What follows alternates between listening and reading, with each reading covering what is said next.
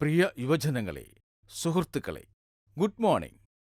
ഈ ഡിജിറ്റൽ മീഡിയയിലൂടെ നിങ്ങളോടൊപ്പം ഉണ്ടാകുന്നതിൽ ഇന്ന് എനിക്ക് അതിയായ സന്തോഷമുണ്ട്. അമേരിക്കയിലെ ഇൻഡ്യാനയിലെ ഇൻഡ്യാനപോളിസിൽ നടന്ന ദേശീയ കാത്തലിക് യൂത്ത് കോൺഫറൻസിൽ ഒത്തുകൂടിയ എല്ലാവരെയും ഞാൻ അഭിവാദ്യം ചെയ്യുന്നു. കൂടാതെ യുണൈറ്റഡ് സ്റ്റേറ്റ്സിൽ നിന്നും ലോകത്തിന്റെ മറ്റു ഭാഗങ്ങളിൽ നിന്നും ഓൺലൈനിലോ ടെലിവിഷൻ വഴിയോ ഈ സമ്മേളനത്തിൽ പങ്കുചേരുന്ന എല്ലാവരെയും ഞാൻ അഭിവാദ്യം ചെയ്യുകയാണ്. ഈ ഈവന്റ് സംഘടിപ്പിക്കാൻ സഹായിച്ച എല്ലാവരോടും എനിക്ക് നന്ദിയുണ്ട്. അത് ഒരു സ്ക്രീനിലൂടെ മാത്രമാണെങ്കിൽ പോലും ഇന്ന് നമുക്ക് ഒന്നിച്ചിരിക്കാൻ സാധിച്ചു. സഭാജീവിതത്തിലെ ഒരു പ്രത്യേക നിമിഷത്തിലാണ് നമ്മൾ കണ്ടുമുട്ടുന്നത്. കാരണം ഇത് ജൂബിലി വർഷമാണ്. ഈ ജൂബിലി പ്രത്യാശയിൽ കേന്ദ്രീകരിച്ചിരിക്കുന്നത് മനോഹരമാണ്. കാരണം ഇപ്പോൾ എല്ലായിടത്തും പ്രത്യാശയുടെ അടയാളങ്ങൾ നാം കാണുന്നുണ്ട്.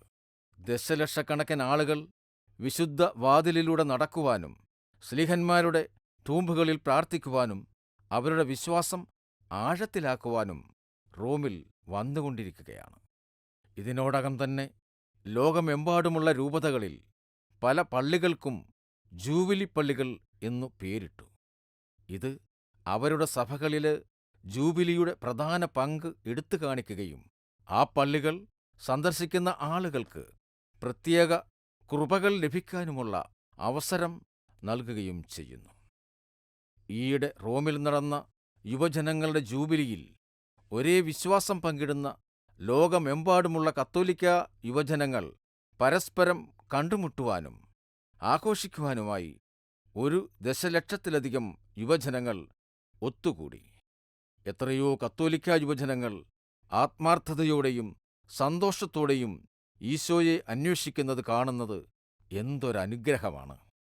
നിങ്ങളുടെ അനുദിന ഷെഡ്യൂൾ നോക്കുമ്പോൾ ആരാധനയ്ക്കും ദൈനംദിന കുർബാനയ്ക്കും അനുരഞ്ജന കൂദാശയ്ക്കും ധാരാളം സമയം നീട്ടിവയ്ക്കുന്നുവെന്ന് കാണുന്നതിൽ ഞാൻ സന്തോഷിക്കുന്നു. എല്ലാം അവനിൽ ഭരമേൽപ്പിച്ചവളായ പരിശുദ്ധ അമ്മ നമ്മളെയും ഇപ്പോൾ അതുപോലെ ചെയ്യാൻ ക്ഷണിക്കുകയാണ്. അതിനാൽ നമ്മൾ ഒരുമിച്ചായിരിക്കുന്ന ഈ സമയം ആരംഭിക്കുമ്പോൾ ഈ ഡിജിറ്റൽ പ്ലാറ്റ്ഫോമിലെ ഒത്തുചേരൽ നിരീക്ഷിക്കാനും നമ്മളുടെ കുടുംബങ്ങളെയും സുഹൃത്തുക്കളെയും സംരക്ഷിക്കുവാനും നമുക്ക് നമ്മുടെ മാതാവിനോട് ആവശ്യപ്പെടാം. അതുകൊണ്ട് ഒരുമിച്ച് പ്രാർത്ഥിക്കാൻ ഇപ്പോൾ ഞാൻ നിങ്ങളെ ക്ഷണിക്കുകയാണ്. നന്മ നിറഞ്ഞ മറിയമേ, സ്വസ്തി, കർത്താവ് നിന്നോടുകൂടെ, സ്ത്രീകളിൽ നീ അനുഗ്രഹിക്കപ്പെട്ടവളാകുന്നു. നിന്റെ ഉദരഫലമായ ഈശോ അനുഗ്രഹിക്കപ്പെട്ടവനാകുന്നു. പരിശുദ്ധ മറിയമേ, തമ്പുരാന്റെ അമ്മേ, പാപികളായ ഞങ്ങൾക്ക് വേണ്ടി എപ്പോഴും ഞങ്ങളുടെ മരണസമയത്തും തമ്പുരാനോട് അപേക്ഷിക്കണമേ. ആമേൻ.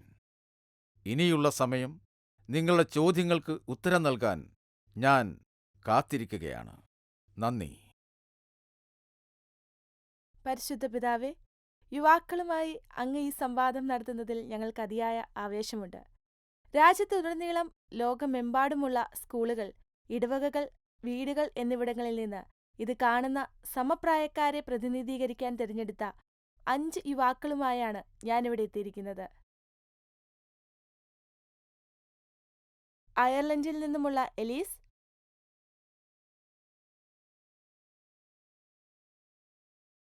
കാലിഫോർണിയയിൽ നിന്നുമുള്ള എസക്കിയേൽ, നെവാഡയിൽ നിന്നുമുള്ള ക്രിസ്റ്റഫർ, മേരിലാൻഡിൽ നിന്നുമുള്ള മിയ,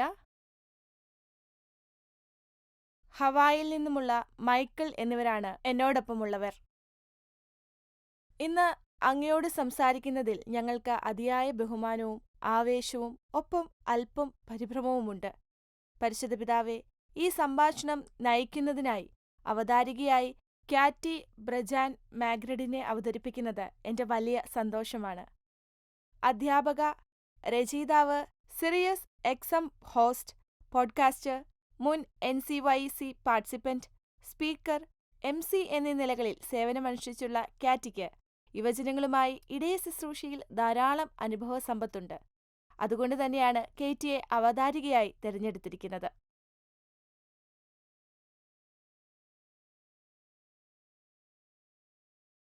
ഗുഡ് മോർണിംഗ് പരിശുദ്ധ പിതാവേ. അങ്ങയെ വീണ്ടും കണ്ടതിൽ സന്തോഷം. ഞങ്ങളോടൊപ്പം ചേർന്നതിന് നന്ദി.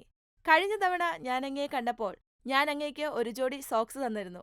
ഞാൻ ഇപ്പോഴും കുറച്ച് പോപ്പ് സോക്സ് ധരിച്ചിട്ടുണ്ടെന്ന് നിങ്ങളെ അറിയിക്കണമെന്ന് എനിക്ക് തോന്നുന്നു. അങ്ങ് ഞങ്ങളോടൊപ്പം ചേരുന്നതിൽ ഞങ്ങൾക്ക് സന്തോഷമുണ്ട്. 16,000-ഓളം യുവാക്കൾ ഒരുപാട് നല്ല ചോദ്യങ്ങളും ഒരുപാട് പ്രതീക്ഷകളുമായി ഇവിടെ സന്നിധരാണ്. കുറച്ച് സ്വാർത്ഥതയോടെ ഞാൻ ചോദിക്കുക, വേർഡിൽ എന്ന ഗെയിമിലെ നിങ്ങളുടെ ആദ്യ വാക്കറിയാൻ ഞാൻ ആഗ്രഹിക്കുന്നു. പക്ഷേ നമുക്കതിനെക്കുറിച്ച് പിന്നീട് സംസാരിക്കാം. അങ്ങയോട് ഇവർക്കുള്ള ചോദ്യങ്ങൾ വളരെ വിശാലമാണ്. പ്രാർത്ഥനയെക്കുറിച്ചറിയാൻ ഞങ്ങൾ ആഗ്രഹിക്കുന്നു. സാങ്കേതിക വിദ്യയെക്കുറിച്ചറിയാൻ ഞങ്ങൾ ആഗ്രഹിക്കുന്നു. കൗമാരപ്രായത്തിൽ എന്റെ ജീവിതത്തെ മാറ്റിമറിച്ച ഈ സമ്മേളനം ഇപ്പോൾ ഇവരുടെ ജീവിതത്തെ മാറ്റിമറിച്ചുകൊണ്ടിരിക്കുന്നു. ഈ സമ്മേളനം പ്രാർത്ഥനയ്ക്കും കുമ്പസാരത്തിനും കുർബാനയ്ക്ക് പോകാനും നിരവധി ബിഷപ്പുമാർക്കൊപ്പം കുർബാനയിൽ പങ്കെടുക്കാനും അവസരമൊരുക്കുന്നത് എങ്ങനെയെന്ന് പിതാവ് പറഞ്ഞു. അതിനാൽ ഞങ്ങൾക്കൊരു ചോദ്യമുണ്ട്. മിയ, എങ്ങനെയാണ് നിങ്ങൾ പരിശുദ്ധ പിതാവിനോട് കുദാശകളെക്കുറിച്ചൊരു ചോദ്യം ചോദിക്കുന്നത്?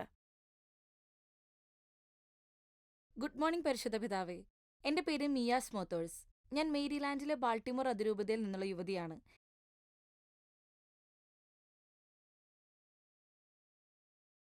എൻ്റെ അനുഭവത്തിൽ എൻ്റെ തെറ്റുകൾ പറയാൻ എനിക്ക് ബുദ്ധിമുട്ടാണ്. അങ്ങേക്ക് തെറ്റുകൾ വരുമ്പോഴോ ആളുകളെ നിരാശപ്പെടുത്തിയതായി തോന്നുമ്പോഴോ ദൈവത്തിന്റെ കരുണ സ്വീകരിക്കുന്നത് നിങ്ങൾക്ക് ബുദ്ധിമുട്ടായി തോന്നാറുണ്ടോ? നിങ്ങളുടെ ചോദ്യത്തിന് നന്ദി. മിയ ഉത്തരം പറയുന്നതിന് മുമ്പ് ഞാൻ വെളുത്ത സോക്സ് മാത്രമേ ധരിക്കൂ എന്ന് പറയാൻ ഞാൻ ആഗ്രഹിക്കുന്നു. ഞാൻ എല്ലാ ദിവസവും വേഡ്ലി എന്ന കളിയിൽ വ്യത്യസ്തമായ വാക്കുകളാണ് ഉപയോഗിക്കുന്നത്. അതിനാൽ നിങ്ങൾ ആവശ്യപ്പെടുകയാണെങ്കിൽ ആദ്യമായി ഒരു വാക്കൊന്നുമില്ല. മിയ, നിങ്ങളുടെ ചോദ്യത്തിന് നന്ദി പറയുവാൻ ഞാൻ ആഗ്രഹിക്കുന്നു. ഇത് ഒരു പ്രധാന കാര്യമാണ്. കാരണം നാം എല്ലാവരും ചില സമയങ്ങളിൽ ഇപ്രകാരം കടന്നു പോകുന്നവരാണ്. നമ്മൾ ആരും എല്ലാം തികഞ്ഞവരല്ല എന്നതാണ് സത്യം. വിശുദ്ധ പൗലോസ് പഠിപ്പിക്കുന്നത് എല്ലാവരും പാപം ചെയ്യുകയും ദൈവമഹത്വത്തിൽ നിന്ന് വീഴുകയും ചെയ്തു എന്നാണ്. റോമാക്കാർക്കുള്ള തന്റെ കത്തിൽ അദ്ദേഹം അത് നമ്മോട് പറയുന്നുണ്ട്. ആദി പാപനിമിത്തം ശരിയെന്ന് നമുക്കറിയാവുന്നതിന് വിപരീതമായി നാം ചിലപ്പോൾ ചെയ്യുന്നു. പാപത്തിനൊരിക്കലും അവസാന വാക്കില്ല. എന്നാൽ ഒരു നല്ല വാർത്തയുണ്ട്. നാം ദൈവത്തിന്റെ കരുണ ചോദിക്കുമ്പോഴെല്ലാം അവൻ നമ്മോട് ക്ഷമിക്കുന്നു.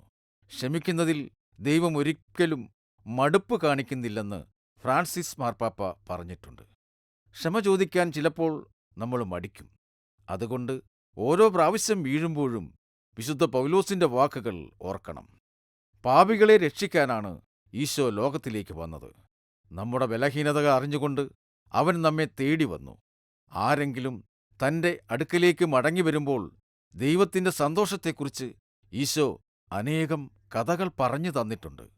ഉദാഹരണത്തിന് ധൂർത്തപുത്രന്റെ കഥ നമുക്കെല്ലാവർക്കും അറിയാം. ഭയങ്കര തെരഞ്ഞെടുപ്പുകൾ നടത്തിയ ആ മകൻ തിരികെ വീട്ടിൽ വന്നപ്പോൾ അപ്പൻ ഓടിവന്ന് കെട്ടിപ്പിടിച്ചു.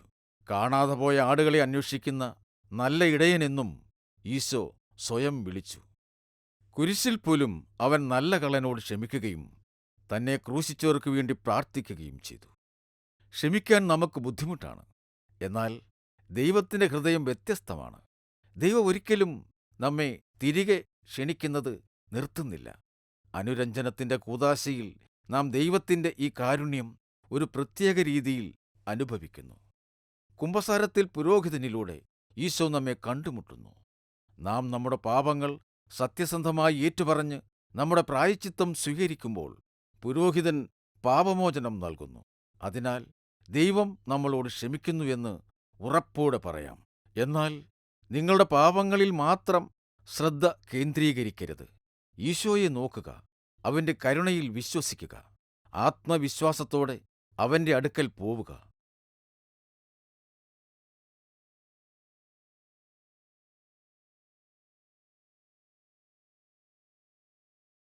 പരിശുദ്ധ പിതാവേ, അങ്ങിപ്പോൾ തന്നത് വളരെ ശക്തമായ ഉപദേശമാണ്. ചെറുപ്പക്കാർക്ക് ഈശോയിലേക്ക് മടങ്ങിപ്പോകാനുള്ള ഒരു ശ്രദ്ധേയമായ പ്രോത്സാഹനമായി ഇതിനെ ഞാൻ കരുതുന്നു. എന്നാൽ ഈ ലോകത്തിന് ഒരുപാട് ബുദ്ധിമുട്ടുകൾ സമ്മാനിക്കാൻ കഴിയുന്നതിനാൽ അവർ പല സമയങ്ങളിലും നന്നായി പോരാടുന്നുണ്ട്. മാനസിക ആരോഗ്യം തീർച്ചയായും അത്യാവശ്യമായ ഒരു ഘടകമാണ്. അത് ഞങ്ങൾ ഈ സംഭാഷണം തയ്യാറെടുക്കുമ്പോൾ ഒരുപാട് യുവാക്കളിൽ നിന്ന് കേട്ടിട്ടുള്ള ഒന്നാണ്. ഒരു ചെറുപ്പക്കാരൻ വ്യക്തിപരമായി ഒരു രോഗനിർണയം കൈകാര്യം ചെയ്യുന്നുണ്ടോ, അല്ലെങ്കിൽ വിഷാദം, ഉത്കണ്ഠ, ADHD പോലുള്ള ധാരാളം കാര്യങ്ങളുമായിട്ട് കുട്ടികൾ മല്ലിടുന്നുണ്ട്. അതിൽ നിന്ന് മോചിതരാകാൻ അവർ ആഗ്രഹിക്കുന്നുണ്ട്. അതിന് അവര് ക്ഷമയോടെ ഒത്തിരി കാത്തിരിക്കുന്നു. എസെക്കിയേൽ, നിങ്ങൾ ഇതിനെക്കുറിച്ച് സംസാരിക്കുകയായിരുന്നു. എന്തുകൊണ്ടാണ് നിങ്ങൾ പരിശുദ്ധ പിതാവിനോട് ഇതിനെക്കുറിച്ച് ഒന്ന് ചോദിക്കാത്തത്? ഗുഡ് മോർണിംഗ് പരിശുദ്ധ പിതാവേ. എൻ്റെ പേര് എസക്കിയേൽ പോൺസ്. ഞാൻ കാലിഫോർണിയയിലെ ലോസ് ആഞ്ചലസ് അതിരൂപതയിലാണ് താമസിക്കുന്നത്. പബ്ലിക് സ്കൂളിൽ വളർന്ന എനിക്ക് എൻ്റെ സമപ്രായക്കാരും ഞാനും ഞങ്ങളുടെ ദൈവവിശ്വാസവുമായി പൊരുതുന്നത് കാണാനിടയായി. എൻ്റെ ചോദ്യം, നമ്മളിൽ പലർക്കും സങ്കടമോ അമിതഭാരമോ തോന്നുന്ന നിമിഷങ്ങളുണ്ടല്ലോ. നമ്മൾ പ്രാർത്ഥിച്ചാലും അല്ലെങ്കിൽ വിശ്വസിക്കാൻ ശ്രമിച്ചാലും സുഹൃത്തുക്കളും കുടുംബാംഗങ്ങളും പലപ്പോഴും പറയാറുണ്ട്, നിന്റെ പ്രശ്നങ്ങൾ ഈശോയ്ക്ക് സമർപ്പിക്കുക എന്ന്. പക്ഷെ എനിക്കങ്ങനെ തോന്നിയാലും എൻ്റെ പ്രശ്നങ്ങൾ ദൈവത്തിന് നൽകാനും അവൻ എന്നോട് അടുപ്പമുണ്ടെന്ന് തോന്നാനും എങ്ങനെയാണ് കഴിയുന്നത്? നിങ്ങളുടെ ചോദ്യത്തിന് നന്ദി. എസക്കിയേൽ, ഈശോ നമുക്ക് വേണ്ടി കരുതുന്നതിനാൽ നമ്മുടെ എല്ലാ ആശങ്കകളും അവന് നൽകണമെന്ന് വിശുദ്ധ പത്രോസ് തന്റെ ആദ്യ ലേഖനത്തിൽ പറയുന്നു. നമ്മുടെ കഷ്ടപ്പാടുകൾ ദൂരെ നിന്ന് മാത്രമല്ല ഈശോ മനസ്സിലാക്കുന്നത്.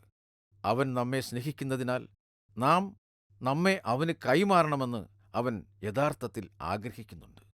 നമുക്കൊരു യഥാർത്ഥ ബന്ധം ഉണ്ടാകുമ്പോഴാണല്ലോ അത്തരം വിശ്വാസം ആരംഭിക്കുന്നത്. നമുക്കറിയാവുന്ന ഒരാൾക്ക് നമ്മുടെ പ്രശ്നങ്ങൾ നൽകാൻ കഴിയില്ല. ഉദാഹരണത്തിന്, നിങ്ങളുടെ ഏറ്റവും അടുത്ത സുഹൃത്തുക്കളെക്കുറിച്ച് ചിന്തിക്കുക.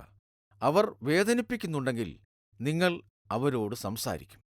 നിങ്ങൾ അവരെ ശ്രദ്ധിക്കുമായിരുന്നു. നിങ്ങൾ അടുത്തു നിൽക്കുമായിരുന്നു. ഈശോയുമായുള്ള ബന്ധം സമാനമാണ്. ജീവിതം ഭാരമാകുമ്പോൾ അവനറിയാം, ഹൃദയം തകർന്നവർക്ക് അവൻ സമീപസ്ഥനാണെന്ന് തിരുവെഴുത്ത് നമ്മെ ഓർമ്മിപ്പിക്കുന്നു. അവന്റെ സാന്നിധ്യം നമുക്ക് അനുഭവപ്പെടാത്തപ്പോൾ പോലും അവൻ അവിടെ ഉണ്ടെന്ന് നമ്മുടെ വിശ്വാസം നമ്മോട് പറയുന്നു. നമ്മുടെ പോരാട്ടങ്ങൾ ഈശോയെ ഏൽപ്പിക്കാൻ നാം അവനോടൊപ്പം പ്രാർത്ഥനയിൽ സമയം ചെലവഴിക്കണം. നമുക്കവനുമായി ഒരു ബന്ധം വേണം. നിശബ്ദതയിൽ നമ്മുടെ ഹൃദയത്തിലുള്ളതിനെക്കുറിച്ച് സത്യസന്ധമായി സംസാരിക്കാം. ദിവ്യകാരുണ്യ ആരാധനാ സമയത്ത് നിങ്ങൾക്ക് വിശുദ്ധ കൂദാശയിൽ ഈശോയെ നോക്കാം. അവൻ നിങ്ങളെ നോക്കുന്നുവെന്ന് നിങ്ങൾക്കറിയാം. അവൻ നിങ്ങളെ സ്നേഹത്തോടെ നോക്കുന്നു. അവൻ പലപ്പോഴും നമ്മോട് സൗമ്യമായി നിശബ്ദതയിൽ സംസാരിക്കുന്നു. ആരാധനയിലൂടെയോ അനുദിനം ബൈബിൾ വായിക്കുന്നതിലൂടെയോ അവനോട് സംസാരിക്കുന്നതിലൂടെയോ നമുക്ക് അവനോടൊപ്പം ഉണ്ടായിരിക്കാൻ കഴിയുന്ന ആ ചെറിയ ഇടങ്ങൾ തേടുന്നതിലൂടെയോ ക്രമേണ അവൻ നമ്മിലേക്ക് അയക്കുന്ന ആളുകൾക്കുള്ളിലും അതിലൂടെയും അവന്റെ ശബ്ദം കേൾക്കുവാനും അവന്റെ സാന്നിധ്യം അനുഭവിക്കുവാനും നമ്മൾ പഠിക്കണം. നമ്മുടെ പ്രശ്നങ്ങൾ ഈശോയ്ക്ക് കൊടുക്കുക എന്നത് നമുക്ക് ചെയ്യാൻ കഴിയുന്ന ഒന്നാണ്. അത് നമ്മൾ ആവർത്തിച്ച് ചെയ്യണം. എല്ലാ ദിവസവും രാവിലെ പകൽ സമയം നമ്മോടൊപ്പം ഉണ്ടായിരിക്കാൻ നമുക്ക് അവനെ ക്ഷണിക്കാം. ഓരോ രാത്രിയിലും നമുക്കവനുമായി നമ്മുടെ ദിവസത്തെക്കുറിച്ച് സംസാരിക്കാം. ഈശോയുടെ അമ്മയായ മറിയത്തെയും ഓർക്കുക. അവൾ നമുക്ക് വേണ്ടി പ്രാർത്ഥിക്കുന്നു. അവളുടെ സഹായം അഭ്യർത്ഥിക്കാൻ ശക്തമായ ഒരു മാർഗമുണ്ട്: ജപമാല പ്രാർത്ഥന. അവളുടെ മധ്യസ്ഥതയിലൂടെയും എല്ലാ വിശുദ്ധന്മാരും നമുക്കുവേണ്ടി പ്രാർത്ഥിക്കുന്നതിലൂടെയും നമുക്ക് ആത്മവിശ്വാസത്തോട് എല്ലാം ദൈവത്തിന്റെ കരങ്ങളിൽ നൽകാം. അവൻ എപ്പോഴും നമ്മോടൊപ്പമുണ്ട്. എസെക്കിയേൽ, നമ്മൾ നേരത്തെ സംസാരിച്ചിരുന്നു.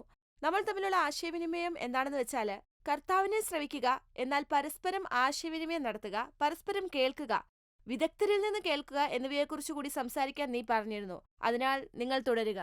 താങ്ക് യു കേറ്റി. കർത്താവുമായൊരു ബന്ധം കെട്ടിപ്പടുക്കുന്നതിനെക്കുറിച്ച് നിങ്ങൾ പറഞ്ഞ ചില കാര്യങ്ങളൊക്കെ ഞാൻ അംഗീകരിക്കാൻ ആഗ്രഹിക്കുന്നുണ്ട്.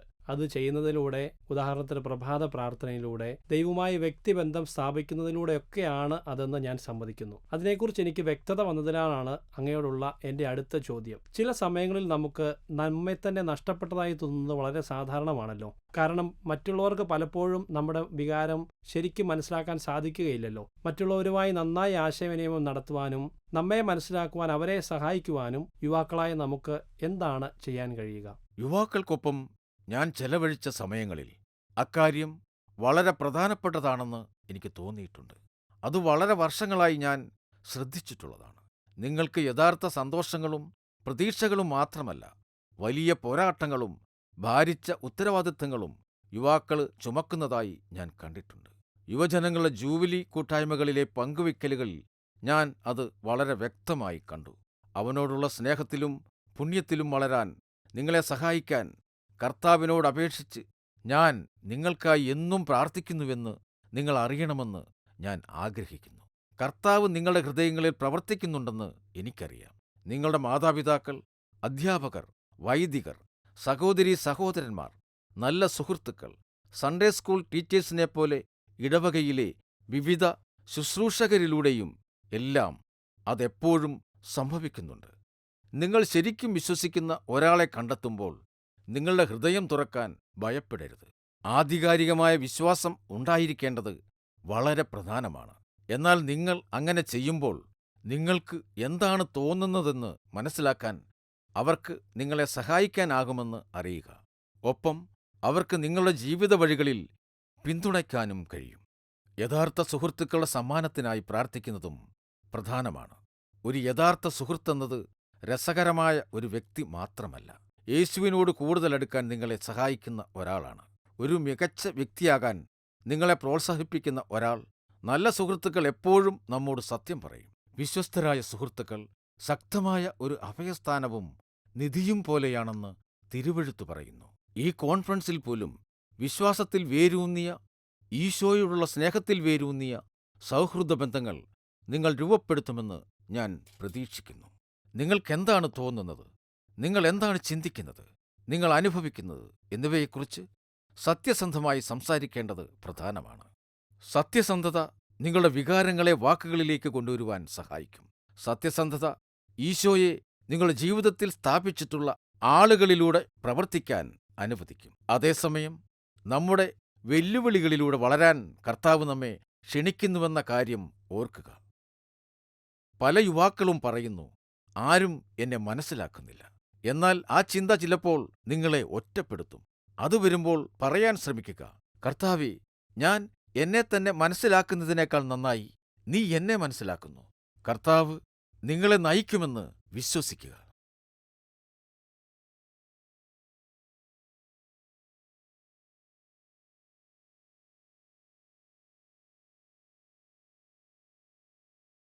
പരിശുദ്ധ പിതാവേ, ഇനിയുള്ള ചോദ്യങ്ങൾ ഈ കുട്ടികൾ ചോദിക്കുന്നതിന് മുമ്പ് എനിക്ക് അങ്ങയോട് ഒരു ചോദ്യം ചോദിക്കണം. അങ്ങ് പ്രാർത്ഥനയെക്കുറിച്ച് പരാമർശിച്ചു. ഒരുപാട് ചെറുപ്പക്കാർ ചിലപ്പോൾ പ്രാർത്ഥനയിൽ ബുദ്ധിമുട്ടുന്നത് കാണാറുണ്ട്. ശ്രദ്ധ തിരിയുന്ന പല വിചാരങ്ങൾ, ഫോണിൽ നിന്ന് വരുന്ന ശബ്ദങ്ങൾ. ഞാനൊന്ന് ചോദിക്കട്ടെ പിതാവേ, ഇത് ഞങ്ങൾ പുറത്താരോടും പറയില്ല. അങ്ങ് പ്രാർത്ഥിക്കുമ്പോൾ ഇങ്ങനെയൊക്കെ ഉണ്ടാകാറില്ലേ? ഞങ്ങൾ പ്രാർത്ഥനയിൽ നിന്ന് ശ്രദ്ധ മാറുമ്പോൾ ഞങ്ങളെ പ്രാർത്ഥനയിലേക്ക് തിരികെ കൊണ്ടുവരാൻ ഞങ്ങൾ എന്താണ് ചെയ്യേണ്ടത്? ഇത് യഥാർത്ഥത്തിൽ ശ്രദ്ധയുടെ വ്യതിചലനത്തെ ആശ്രയിച്ചിരിക്കുന്നു. പക്ഷേ ചിലപ്പോൾ ചെയ്യേണ്ട ഏറ്റവും നല്ല കാര്യം ഒരു നിമിഷം വ്യതിചലനത്തെ പിന്തുടരുക എന്നതാണ്.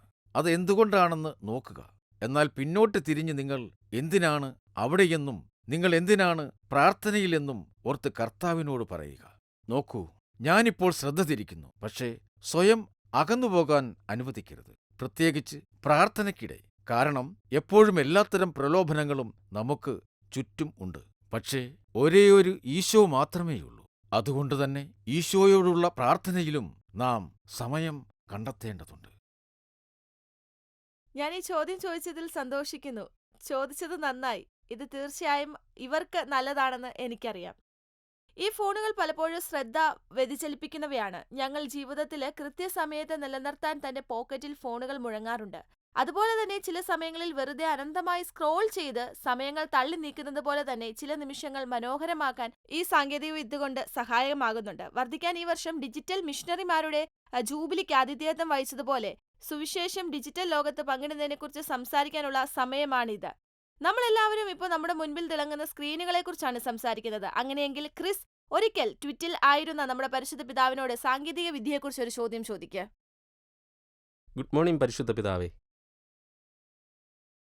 ഞാൻ നവാഡയിലെ ലാസ് വെഗാസ് അതിരൂപതയിൽ നിന്നുള്ള ആളാണ്.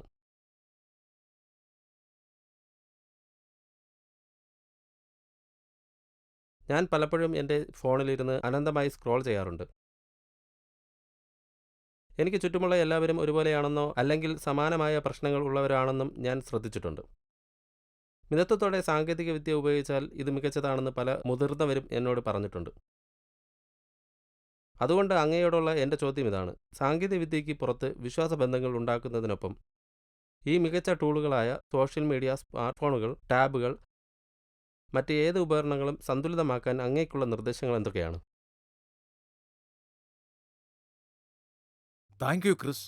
നിങ്ങളുടെ ചോദ്യം അത് ശരിക്കും പ്രധാനപ്പെട്ട ഒന്നാണ്. നമ്മുടെ ക്രിസ്തീയ വിശ്വാസം ജീവിക്കാൻ നമ്മെ സഹായിക്കുന്നതുൾപ്പെടെ പലതരത്തിൽ സാങ്കേതിക വിദ്യ നമ്മെ ശരിക്കും സഹായിക്കും. ദൂരെയുള്ള ആളുകളുമായി ബന്ധം നിലനിർത്താൻ ഇത് നമ്മെ അനുവദിക്കുന്നു. ഇന്നത്തെപ്പോലെ ആയിരക്കണക്കിന് മൈലുകൾ അകലെയാണെങ്കിലും നമുക്ക് പരസ്പരം കാണുവാനും കേൾക്കുവാനും കഴിയും. പ്രാർത്ഥനയ്ക്കും ബൈബിൾ വായിക്കുന്നതിനും നാം വിശ്വസിക്കുന്ന കാര്യങ്ങളെക്കുറിച്ച് കൂടുതൽ അറിയുന്നതിനുമുള്ള അതിശയകരമായ ഉപകരണങ്ങളും ഇത് നൽകുന്നു. നമ്മൾ ഒരിക്കലും വ്യക്തിപരമായി കാണാനിടയില്ലാത്ത ആളുകളുമായി സുവിശേഷം പങ്കുവയ്ക്കാൻ ഇത് നമ്മെ അനുവദിക്കുന്നു. എന്നാൽ ഇതെല്ലാം ഉപയോഗിച്ചാലും സാങ്കേതിക വിദ്യയ്ക്ക് ഒരിക്കലും യഥാർത്ഥ വ്യക്തിബന്ധങ്ങളെ മാറ്റിസ്ഥാപിക്കുവാൻ കഴിയുകയില്ല. ലളിതമായ കാര്യങ്ങൾ, ഒരാലിംഗനം, ഒരു ഹസ്തദാനം, പുഞ്ചിരി, ഇവയെല്ലാം മനുഷ്യനായിരിക്കുന്നതിന് അത്യന്താപേക്ഷിതമാണ്. ആ കാര്യങ്ങൾ യഥാർത്ഥമായ രീതിയിൽ സംഭവിക്കുമ്പോഴുണ്ടാകുന്ന ആനന്ദം ഇപ്പോൾ നമ്മൾ സംസാരിക്കുന്നതുപോലെയുള്ള ഒരു സ്ക്രീനിലൂടെ ലഭിക്കുന്ന ആനന്ദത്തെക്കാൾ അധികമാണ്. രണ്ടോ അതിലധികമോ പേർ തന്റെ നാമത്തിൽ ഒരുമിച്ച് കൂടുമ്പോൾ താൻ അവരോടൊപ്പം ഉണ്ടാകും എന്ന ഈശോയുടെ വാഗ്ദാനത്തെ ഓർത്തുകൊണ്ട് കത്തോലിക്കർ എന്ന നിലയിൽ നമ്മൾ പലപ്പോഴും ഒരുമിച്ച് പ്രാർത്ഥിക്കുന്നുണ്ടല്ലോ. ആദിമസഭ അവർ ഒരുമിച്ച് പ്രാർത്ഥിച്ചപ്പോൾ ഈശോയുടെ സാന്നിധ്യത്തിന്റെ ശക്തമായ നിമിഷങ്ങൾ അനുഭവിച്ചു. ഓൺലൈനിൽ കുർബാന കാണുന്നത് സഹായകരമാകും, പ്രത്യേകിച്ച് ആരെങ്കിലും രോഗിയോ പ്രായമായവരോ അല്ലെങ്കിൽ നേരിട്ട് പങ്കെടുക്കാൻ കഴിയാത്തവരോ ആകുമ്പോൾ. എന്നാൽ യഥാർത്ഥത്തിൽ അവിടെ ഉണ്ടായിരിക്കുക, കുർബാനയിൽ പങ്കെടുക്കുക നമ്മുടെ പ്രാർത്ഥനയ്ക്കും നമ്മുടെ സാമൂഹ്യ ബോധത്തിനും വളരെ പ്രധാനമാണ്. ദൈവവുമായും പരസ്പരവുമായുള്ള നമ്മുടെ ബന്ധത്തിന് അത് അത്യന്താപേക്ഷിതമാണ്. യഥാർത്ഥ മനുഷ്യ സാന്നിധ്യത്തിന് പകരം വയ്ക്കാൻ മറ്റൊന്നുമില്ല. പരസ്പരം ജീവിക്കുക, നമ്മുടെ ബന്ധങ്ങളെ മറയ്ക്കാൻ അനുവദിക്കാതെ നാം അത് വിവേകത്തോടെ ഉപയോഗിക്കേണ്ടതുണ്ട്. ഈയിടെ വിശുദ്ധനായി പ്രഖ്യാപിക്കപ്പെട്ട ഒരു വിശുദ്ധനുണ്ട്. അദ്ദേഹത്തെക്കുറിച്ച് നിങ്ങൾ എല്ലാവരും കേട്ടിട്ടുണ്ടെന്ന് എനിക്കുറപ്പുണ്ട്. വിശുദ്ധ കാർലോ അക്വിറ്റിസ്. അദ്ദേഹം ഒരു വലിയ ഉദാഹരണമാണ്. കാർലോ കമ്പ്യൂട്ടറുകളിൽ വൈദഗ്ധ്യം നേടിയിരുന്നു. അദ്ദേഹം ആ കഴിവുകൾ ഉപയോഗിച്ച് ആളുകളെ അവരുടെ വിശ്വാസത്തിലേക്ക് വളരാൻ സഹായിച്ചു. പ്രാർത്ഥനയിലും ദിവ്യകാരുണ്യ ആരാധനയിലും അദ്ദേഹം സമയം ചെലവഴിച്ചു. വളരെ പ്രധാനമായി അദ്ദേഹം ദരിദ്രരെ സേവിച്ചു. തന്റെ ഇലക്ട്രോണിക് ഉപകരണങ്ങളിൽ വിശ്രമിക്കാൻ ഓരോ ആഴ്ചയും ഒരു നിശ്ചിത സമയം മാത്രം അനുവദിച്ചുകൊണ്ട് അദ്ദേഹം തനിക്കായി സമയപരിമിതികൾ പോലും നിശ്ചയിച്ചു. ഈ അച്ചടക്കം കാരണം അദ്ദേഹം ആരോഗ്യകരമായ ഒരു ബാലൻസ് കണ്ടെത്തുകയും തന്റെ മുൻഗണനകൾ വ്യക്തമായി സൂക്ഷിക്കുകയും ചെയ്തു. എന്റെ സുഹൃത്തുക്കളെ, കാർലോ അക്വിറ്റിസിന്റെ മാതൃക പിന്തുടരാൻ ഞാൻ നിങ്ങളെ ആഹ്വാനം ചെയ്യുന്നു. നിങ്ങളുടെ സ്ക്രീൻ സമയം ഉപയോഗിക്കുന്നതിൽ നിങ്ങൾ ശ്രദ്ധാലുക്കൾ ആയിരിക്കുക. സാങ്കേതികവിദ്യ നിങ്ങളുടെ ജീവിതത്തെ സേവിക്കുന്നുണ്ടെന്ന് ഉറപ്പുവരുത്തുക. മറിച്ച് സാങ്കേതികവിദ്യ നിങ്ങളുടെ ജീവിതത്തെ ഭരിക്കാൻ ഇടയാവാതിരിക്കട്ടെ.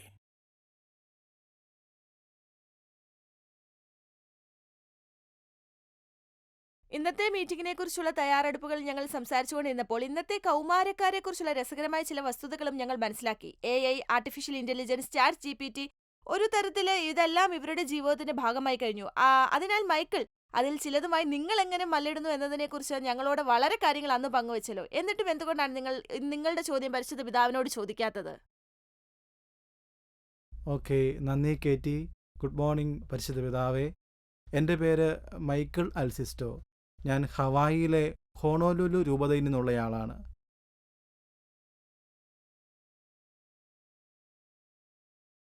പലപ്പോഴും ഞാൻ ഉൾപ്പെടെ ഞങ്ങളിൽ പലർക്കും AI അല്ലെങ്കിൽ ചാറ്റ് GPT ഉപയോഗിച്ച് നല്ലൊരു ഉപന്യാസം എഴുതുകയോ ഗണിത പ്രശ്നത്തിലൂടെ നടത്തുകയോ ചരിത്ര ചോദ്യത്തിന് ഉത്തരം നൽകുകയോ പോലുള്ള പരിപാടികൾ ഞങ്ങൾ ചെയ്യാറുണ്ട്. അതിൽ കവിഞ്ഞ് നമ്മുടെ മനസ്സിലുണ്ടായേക്കാവുന്ന ഒരു പ്രശ്നത്തിന് പരിഹാരങ്ങൾ കണ്ടെത്തുന്നതിനും ഉത്തരം കണ്ടെത്തുന്നതിനുമുള്ള ഒരു ഉപകരണമായോ ഉറവിടമായോ ഞാൻ ശരിക്കും AI ഉപയോഗിക്കുന്നുണ്ട്. അതിനാൽ പരിശുദ്ധ പിതാവേ, ഈ പുതിയ സാങ്കേതിക വിദ്യ സ്വീകരിക്കുമ്പോൾ നമ്മൾ എന്താണ് ശ്രദ്ധിക്കേണ്ടതെന്നാണ് അങ്ങ് കരുതുന്നത്?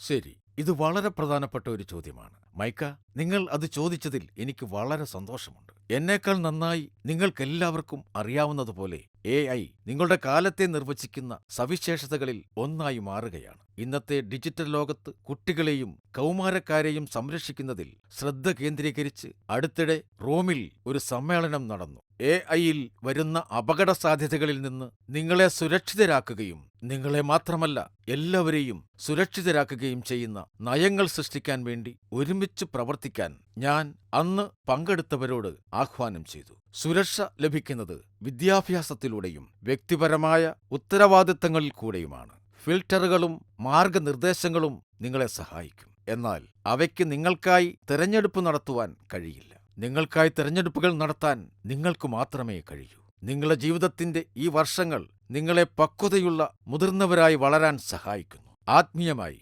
ഇതിനർത്ഥം ദൈവവുമായുള്ള നിങ്ങളുടെ സൗഹൃദം ആഴത്തിലാക്കുകയും അവനെപ്പോലെയാകുകയും ചെയ്യുക എന്നതാണ്. ബുദ്ധിപരമായി വ്യക്തമായി ചിന്തിക്കാൻ പഠിക്കുക. വിമർശനാത്മകമായി ചിന്തിക്കുക. യാഥാർത്ഥ്യം പരിശോധിക്കുക. സത്യം, സൗന്ദര്യം, നന്മ എന്നിവ അന്വേഷിക്കുക. ദൈവകൃപയാൽ നിങ്ങളുടെ ഇച്ഛയെ ശക്തിപ്പെടുത്തുക എന്നാണ് അർത്ഥം. അതിനാൽ നിങ്ങളെ വളരാൻ സഹായിക്കുന്നത് സ്വതന്ത്രമായി തിരഞ്ഞെടുക്കുവാനും നിങ്ങളെ ഉപദ്രവിക്കുന്നത് ഒഴിവാക്കുവാനും കഴിയും. AI ഉൾപ്പെടെ നിങ്ങൾക്ക് നൽകിയിരിക്കുന്ന എല്ലാ ഉപകരണങ്ങളും ആ യാത്രയെ പിന്തുണയ്ക്കണം. അതിനെ ദുർബലപ്പെടുത്തരുത്.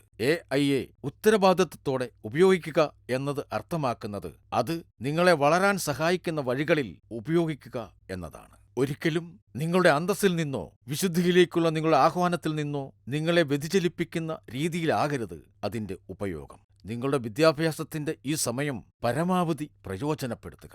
AIക്ക് വിവരങ്ങൾ വേഗത്തിൽ പ്രോസസ് ചെയ്യാൻ കഴിയും. പക്ഷേ അതിന് മനുഷ്യന്റെ ബുദ്ധിയെ മാറ്റിസ്ഥാപിക്കാൻ കഴിയില്ല. നിങ്ങൾക്കായി ഗൃഹപാഠം ചെയ്യാൻ ആവശ്യപ്പെടരുത്. അതിന് യഥാർത്ഥ ജ്ഞാനം നൽകാൻ കഴിയില്ല. ഇത് വളരെ പ്രധാനപ്പെട്ട മനുഷ്യ ഘടകമാണ്. AI യഥാർത്ഥത്തിൽ ശരിയും തെറ്റും തമ്മിൽ വിധിക്കില്ല. മാത്രമല്ല അത് ആധികാരികമായ അത്ഭുതത്തിൽ ദൈവത്തിന്റെ സൃഷ്ടിയുടെ സൗന്ദര്യത്തിനെതിരായ ഒരു അത്ഭുതമായി നിൽക്കാൻ സാധിക്കുകയില്ല. അതിനാൽ വിവേകമുള്ളവരായിരിക്കുക, ബുദ്ധിമാനായിരിക്കുക. AIയുടെ ഉപയോഗം നിങ്ങളുടെ യഥാർത്ഥ മാനുഷിക വളർച്ചയെ പരിമിതപ്പെടുത്തുന്നില്ലെന്ന് ഉറപ്പുവരുത്തുക. നാളെ അത് അപ്രത്യക്ഷമായാൽ എങ്ങനെ ചിന്തിക്കണം, എങ്ങനെ സൃഷ്ടിക്കണം, എങ്ങനെ സ്വയം പ്രവർത്തിക്കണം, ആധികാരിക സൗഹൃദങ്ങൾ എങ്ങനെ രൂപപ്പെടുത്തണം എന്ന് നിങ്ങൾക്കെപ്പോഴും അറിയാവുന്ന വിധത്തിൽ അത് ഉപയോഗിക്കുക. ഓർക്കുക, നിങ്ങൾ ലോകത്തിന് നൽകുന്ന അതുല്യമായ സമ്മാനം AIക്ക് ഒരിക്കലും മാറ്റി സ്ഥാപിക്കാൻ കഴിയില്ല. എല്ലാവർക്കും നന്ദി.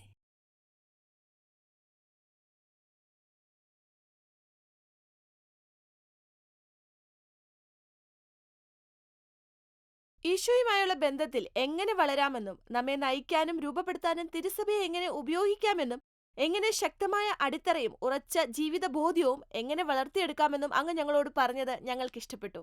ശക്തമായ ഇച്ഛാശക്തിയും ശക്തമായ അടിത്തറയും എങ്ങനെ രൂപപ്പെടുത്തണമെന്ന് പറഞ്ഞു തന്നു. അതാണ് നമ്മൾ നിർമ്മിക്കേണ്ടത്. എന്നാൽ ഭാവി അല്പം ഇളകിയതാണ്, അല്പം അനിശ്ചിതത്വത്തിലാണ്.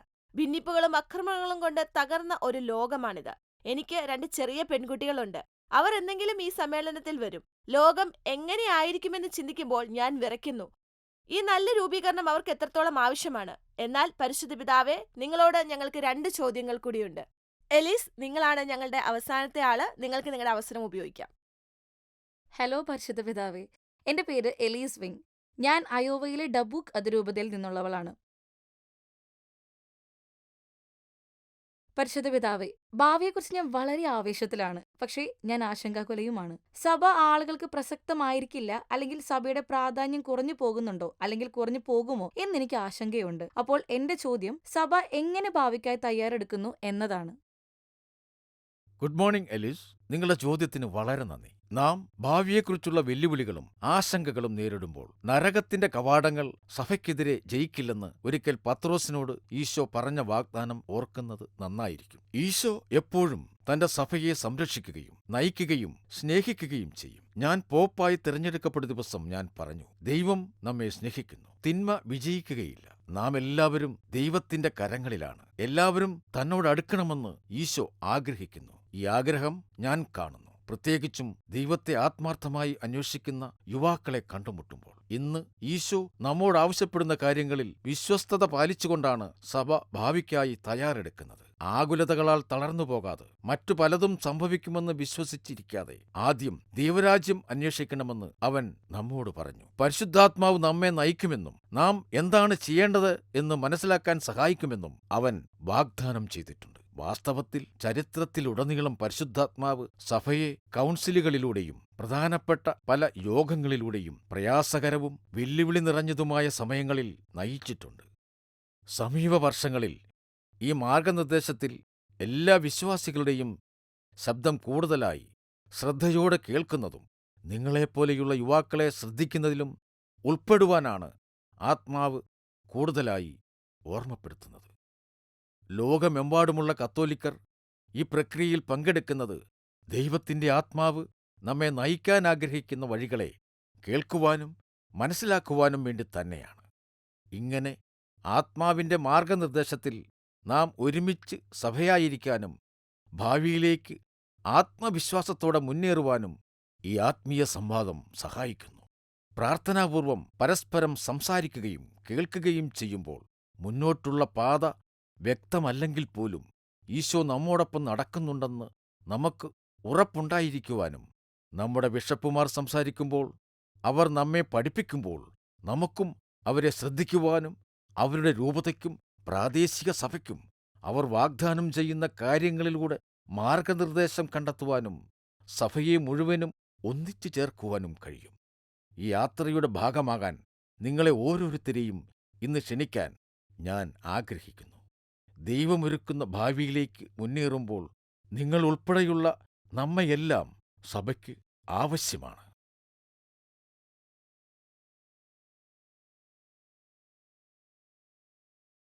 പരിശുദ്ധ പിതാവേ, നന്ദി. നിങ്ങൾ ഐക്യത്തെക്കുറിച്ച് സംസാരിച്ചത് എനിക്ക് വളരെ ഇഷ്ടമായി. മാത്രമല്ല, എനിക്ക് പറയാൻ ആഗ്രഹമുണ്ട്. ഇന്ന് രാവിലെ ഞങ്ങൾക്ക് ഇവിടെ പരിശുദ്ധാത്മാവിനെ കുറിച്ചുള്ള ചില നിമിഷങ്ങൾ ഉണ്ടായിരുന്നു. ഞങ്ങൾ എല്ലാവരും ഒത്തുചേർന്നു. അത് ഭാവിയിൽ വളരെ പ്രധാനപ്പെട്ട ഒന്നാണ്. എന്റെ അവസാന ചോദ്യം ഞാൻ ചോദിക്കാൻ ആഗ്രഹിക്കുന്നു. യുവാക്കളായി നമുക്ക് എങ്ങനെ ഭാവിയെക്കുറിച്ചുള്ള സംഭാഷണത്തിന്റെ ഭാഗമാണെന്ന് ഉറപ്പാക്കാനാകും? ഞാൻ പ്രധാനപ്പെട്ട ഒരു കാര്യം പറഞ്ഞു തുടങ്ങാം. നിങ്ങൾ സഭയുടെ ഭാവി മാത്രമല്ല, ഇപ്പോൾ നിങ്ങളാണ് സഭ. നിങ്ങളുടെ ശബ്ദങ്ങൾ, നിങ്ങളുടെ ആശയങ്ങൾ, നിങ്ങളുടെ വിശ്വാസം ഇപ്പോൾ പ്രധാനമാണ്. സഭയ്ക്ക് നിങ്ങളെ ആവശ്യമുണ്ട്. ഇത്രയും നേരം പല കാര്യങ്ങൾ പങ്കുവച്ചതിലൂടെ നിങ്ങൾ നൽകിയ സംഭാവനകൾ സഭയ്ക്ക് ആവശ്യമാണ്. ഭാവിക്കായി തയ്യാറെടുക്കാൻ, സഭയെ സഹായിക്കാൻ നിങ്ങൾ ആഗ്രഹിക്കുന്നുവെങ്കിൽ ഇന്ന് തന്നെ ഇടപെടുക. നിങ്ങളുടെ ഇടവകയുമായി ബന്ധം നിലനിർത്തുക. ഞായറാഴ്ച കുർബാനയിൽ പങ്കെടുക്കുക. യുവജന പ്രവർത്തനങ്ങളിൽ ചേരുക. അവസരങ്ങൾക്ക് അതെ എന്ന് പറയുക. നിങ്ങൾ ഈ കോൺഫറൻസിൽ പങ്കെടുത്തതുപോലെ നിങ്ങളുടെ വിശ്വാസം വളരാൻ കഴിയുന്ന അവസരങ്ങൾ, നിങ്ങൾ എത്ര അധികം ഈശോയെ അറിയുന്നുവോ അത്രയധികം അവനെയും അവന്റെ സഭയെയും സേവിക്കാൻ നിങ്ങൾ ആഗ്രഹിക്കും. നിങ്ങളുടെ വിശ്വാസം പങ്കുവയ്ക്കുക. മറ്റുള്ളവരെ വിശ്വാസം പഠിപ്പിക്കുക. നിങ്ങളെ ആവശ്യമുള്ളവരെ സഹായിക്കുക. എന്നിവയാണ് സഭയെ കെട്ടിപ്പടുക്കുന്നതിനുള്ള ഒരു മികച്ച മാർഗം. നിങ്ങളുടെ സ്വന്തം അറിവിനെ ശക്തിപ്പെടുത്തുന്നതിനുള്ള ഏറ്റവും നല്ല മാർഗമാണ് അധ്യാപനം. നിങ്ങളുടെ പ്രാർത്ഥനാ ജീവിതവും ആഴത്തിലാക്കുക. വിശുദ്ധ കുർബാനയ്ക്കും ദിവ്യകാരുണ്യ ആരാധനയ്ക്കും മുമ്പായി പ്രാർത്ഥിച്ച് സമയം ചെലവഴിക്കുക.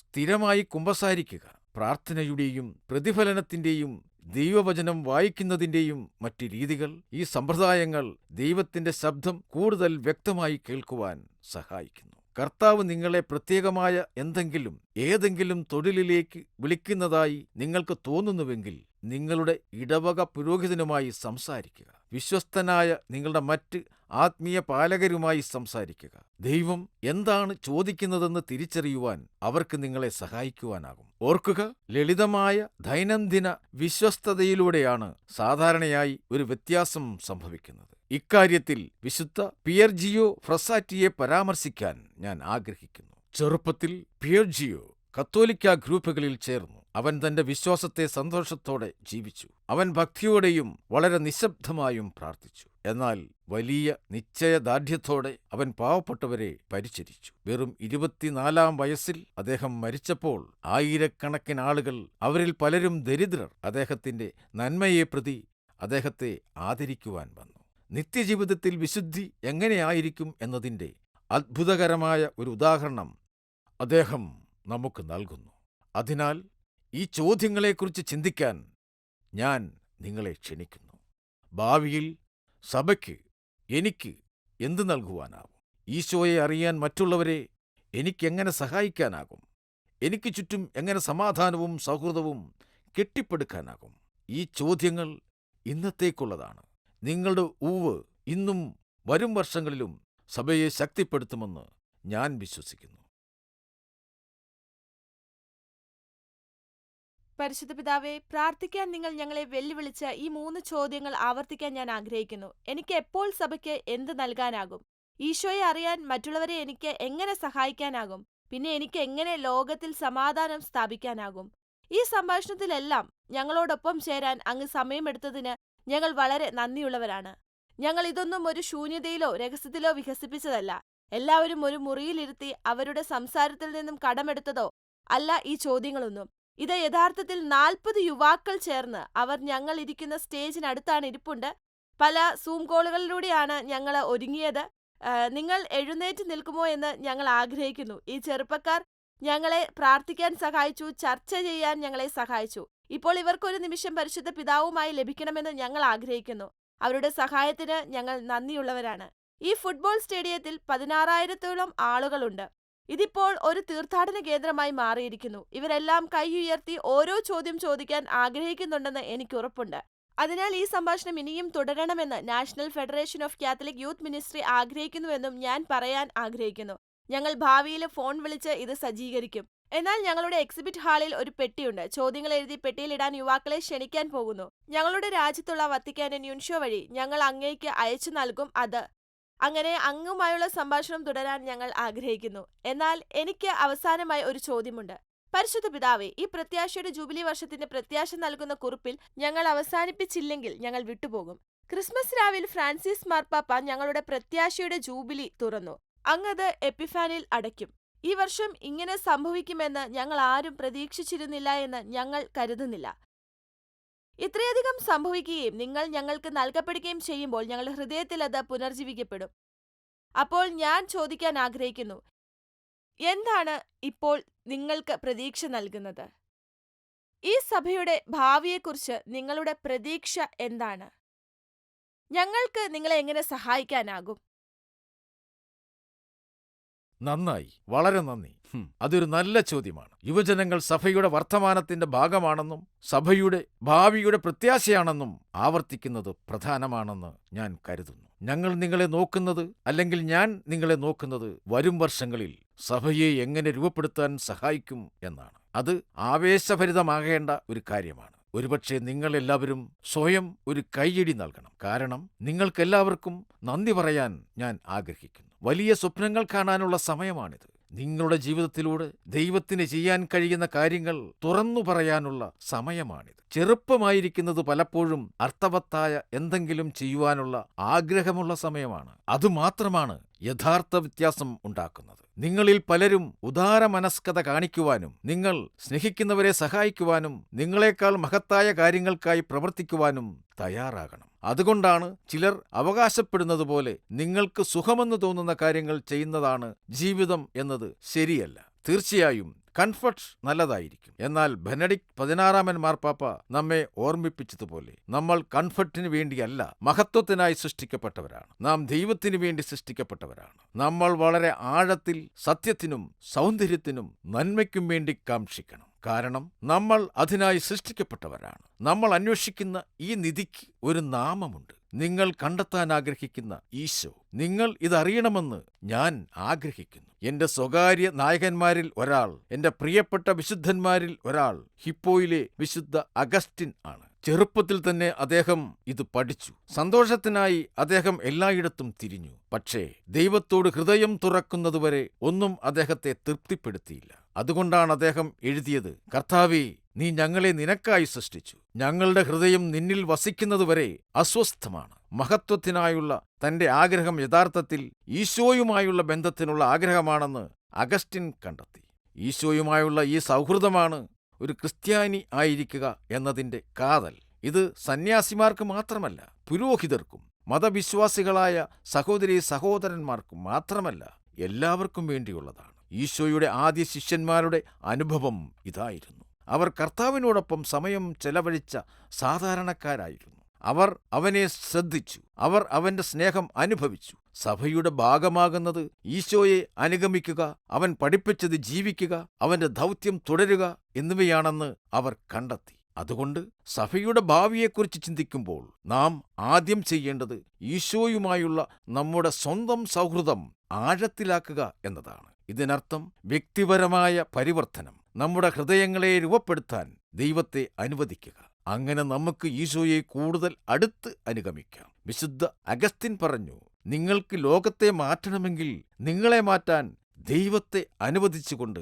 ആരംഭിക്കുക. ഈശോയുടെ ശിഷ്യന്മാരാകുന്നതിൻ്റെ ഒരു ഭാഗം ആധികാരികതയാണ്. യുവാക്കൾക്ക് ആധികാരികതയെക്കുറിച്ച് ശക്തമായ ബോധ്യമുണ്ട്. ഒരാൾ യഥാർത്ഥമോ വ്യാജമോ ആണെന്ന് നിങ്ങൾക്ക് പറയാൻ കഴിയും. ആ സഹജാബോധം നഷ്ടപ്പെടുത്തരുത്. വിശ്വാസത്തിന്റെ ഒരു ആഴം കുറഞ്ഞ പതിപ്പിൽ ഒത്തുപോകരുത്. ഈശോ നിങ്ങൾക്ക് വാഗ്ദാനം ചെയ്യുന്ന യഥാർത്ഥ സൗഹൃദം അന്വേഷിക്കുക.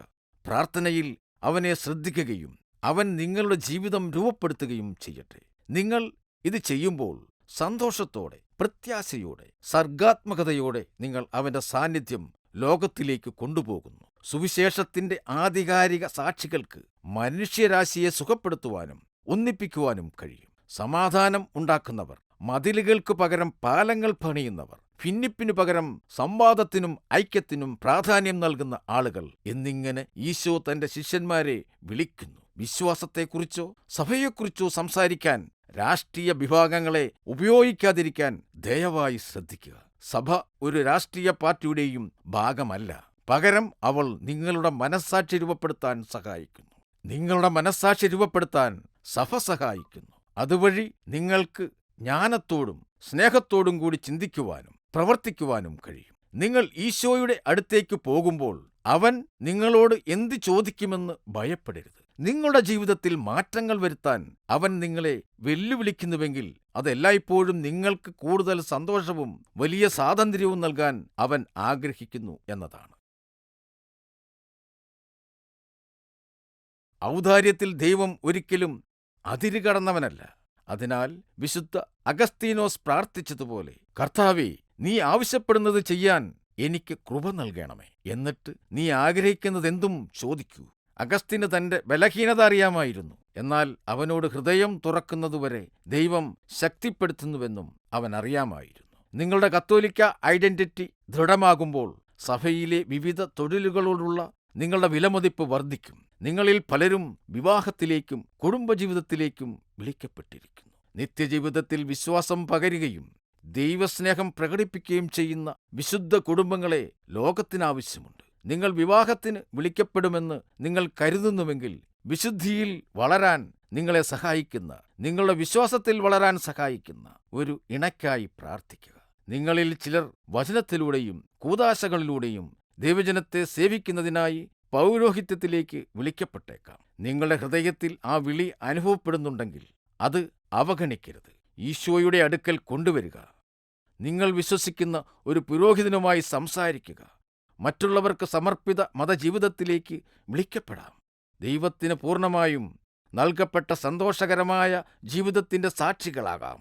ഈ വിളി, ആ മൃദുലമായ വിളി നിങ്ങൾക്ക് അനുഭവപ്പെടുന്നുണ്ടെങ്കിൽ ഭയപ്പെടരുത്.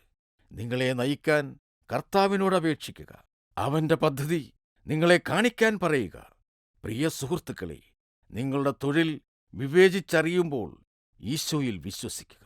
നിങ്ങളെ എങ്ങനെ യഥാർത്ഥ സന്തോഷത്തിലേക്ക് നയിക്കണമെന്ന് അവനറിയാം.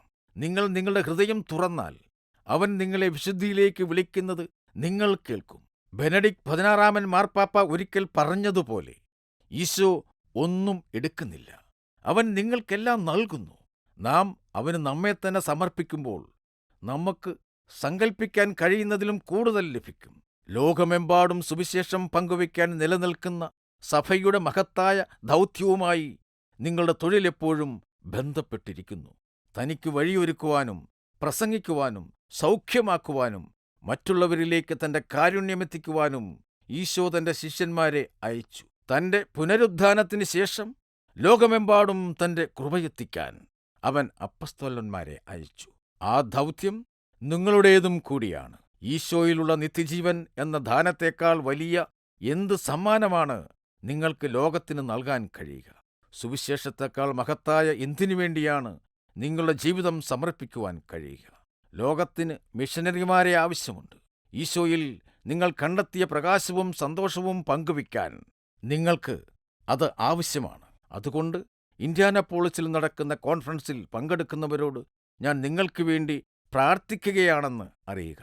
കോൺഫറൻസിൽ നിങ്ങൾ അനുഭവിച്ചതെല്ലാം ഈശോയെ സ്നേഹിക്കുവാനും സഭയെ കൂടുതൽ ആഴത്തിൽ സ്നേഹിക്കുവാനും നിങ്ങളെ പ്രചോദിപ്പിക്കുമെന്ന് ഞാൻ പ്രതീക്ഷിക്കുന്നു. നിങ്ങളുടെ കുടുംബങ്ങളിലും സുഹൃത്തുക്കളിലും സ്കൂളുകളിലും ഇടവകകളിലും നിങ്ങൾ ആ സ്നേഹം കൊണ്ടുവരും. അതുപോലെ തന്നെ ഓൺലൈനിൽ ഈ സംഭാഷണം കേൾക്കുന്ന നിങ്ങൾക്കും വേണ്ടിയുള്ളതാണ് ഈ ക്ഷണം. നിങ്ങൾ എവിടെയിരുന്നാലും മിഷനറി ശിഷ്യരാകുവാൻ നിങ്ങളെയും വിളിക്കുന്നു. ഈശോ നമ്മുടെ പാപങ്ങൾക്ക് വേണ്ടി മരിച്ചു, ഉയർത്തെഴുന്നേറ്റു, ഇന്ന് ജീവിക്കുന്നു എന്ന സവിശേഷമായ സുവാർത്ത പങ്കിടാൻ കർത്താവ് നിങ്ങളെ എല്ലാവരെയും ക്ഷണിക്കുന്നു. അവന്റെ സ്നേഹവും സൗഹൃദവും നമുക്ക് വാഗ്ദാനം ചെയ്യുന്നു. അതിനാൽ എൻ്റെ പ്രിയ സുഹൃത്തുക്കളെ, നിങ്ങളുടെ ചോദ്യങ്ങൾക്ക് നന്ദി. ഇന്നെന്നെ കേട്ടതിന് നന്ദി. ഞാൻ നിങ്ങളിൽ വലിയ പ്രതീക്ഷയും വാഗ്ദാനവും കാണുന്നു. നിങ്ങളുടെ ജീവിതത്തിൽ ഈശോ മിശിഹ പ്രവർത്തിക്കുന്നുവെന്ന് ഞാൻ വിശ്വസിക്കുന്നു. അവൻ നിങ്ങളെ തുടർന്നും അനുഗ്രഹിക്കട്ടെ, നിങ്ങളെ നയിക്കുകയും ശക്തിപ്പെടുത്തുകയും ചെയ്യട്ടെ. ആമേൻ.